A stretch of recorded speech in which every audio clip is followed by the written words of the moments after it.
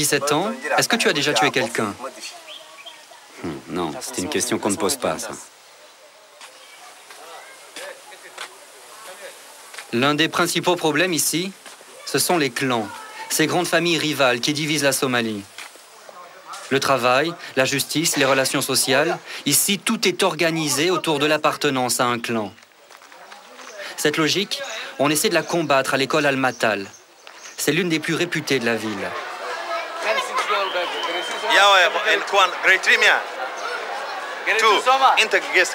Mukhtar Gedi Ibrahim est le directeur adjoint de l'école. Depuis le début de la guerre, il se bat pour enseigner malgré l'absence de gouvernement, de programme ou de financement. C'est l'heure de l'appel. Lors des derniers combats, la plupart des 700 élèves ont fui la ville. Moins de la moitié est rentrée. Alors quand on lui demande à quel clan appartiennent ses élèves, non. On leur apprend à dépasser ce stade d'une population organisée autour des clans. On leur apprend et on leur fait comprendre que les clans, ce n'est pas bon pour eux. Mukhtar Gedi se veut résolument optimiste. Il enseigne la finance dans un pays qui n'a plus ni banque, ni droit commercial.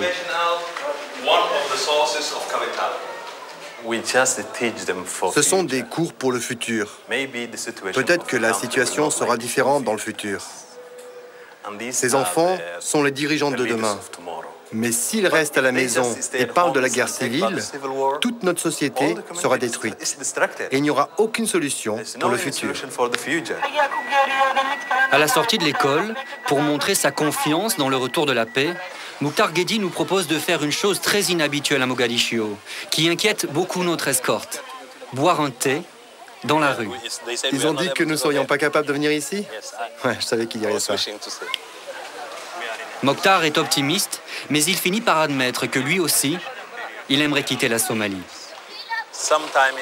Parfois, c'est vrai, après ce qui s'est passé ces derniers mois, quand j'ai vu mes amis s'enfuir de la ville, quand je vois ma famille souffrir, je me dis, pourquoi ne pas m'enfuir de Somalie et chercher refuge ailleurs?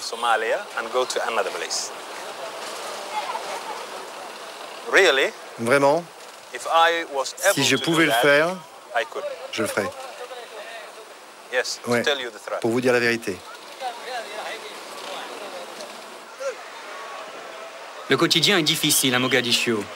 La plupart des Somaliens partagent ce rêve de départ. Et l'arrivée d'un nouveau gouvernement n'y change rien. Entre les attaques des insurgés, les violences des hommes armés, ce gouvernement ne survivrait pas sans la présence de l'armée éthiopienne. Les Éthiopiens, ils sont rarement visibles dans la ville.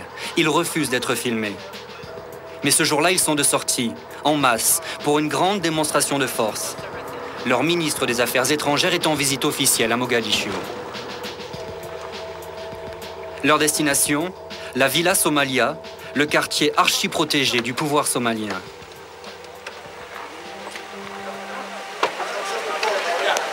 Le président de la République somalienne, Abdillahi Youssouf Ahmed, est de sortie.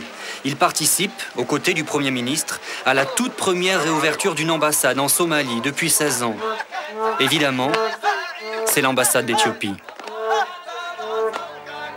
Ce jour-là, tous les dirigeants somaliens sont présents. Abdi Hassan Awaledi Kebdid, l'intransigeant.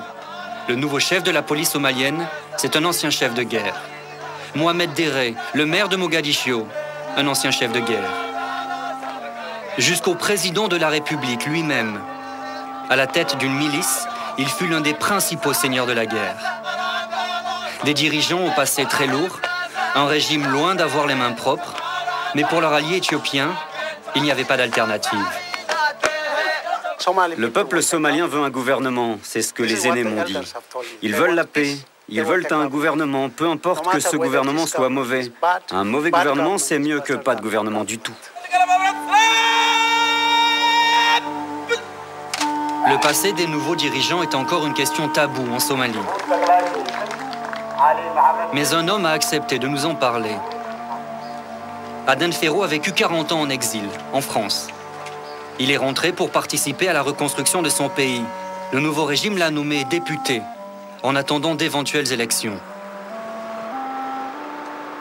On essaye de récupérer tout ce qui était les anciennes lois pour mieux diriger le pays le plus rapidement possible. À Mogadiscio, Aden Ferro ne se déplace jamais sans escorte. Et cette escorte, il l'a obtenue grâce à un autre député, un autre chef de guerre. Ce matin, il se rend dans ce que fut le Parlement avant le conflit. C'est la première fois qu'on peut mettre librement les pieds. Tout a été nettoyé, tout a été... Comme ça, ce que vous voyez, ça a été nettoyé correctement. Et ici, c'était l'endroit où ils siégeaient les parlementaires.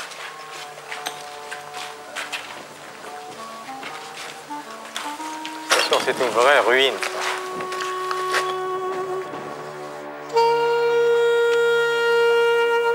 Depuis qu'il est en Somalie, Aden Ferro a dû se placer sous la protection d'un ancien seigneur de guerre.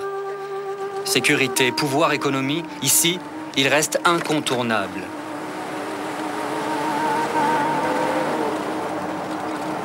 Il y a plein de gens qui ont des terres qui ne leur appartiennent pas, d'autres qui ont commis des atrocités, d'autres qui ont fait des trafics d'armes ou des drogues, d'autres, il n'y a personne. On ne peut pas dire que tout le monde est... Mais ces gens-là, pour l'instant, il faut les garder dans le gouvernement. Pourquoi pas? Pourquoi pas? Pour la réconciliation, pour la paix et la réconciliation. Et parce que sans eux, il n'y a pas de gouvernement. Sans eux, il n'y a rien. Il n'y a rien. Et on est au bord du gouffre. Donc il faut accepter, il faut accueillir tout le monde. On pardonne, mais on n'oublie pas. Voilà. Toute la Somalie rêve de paix.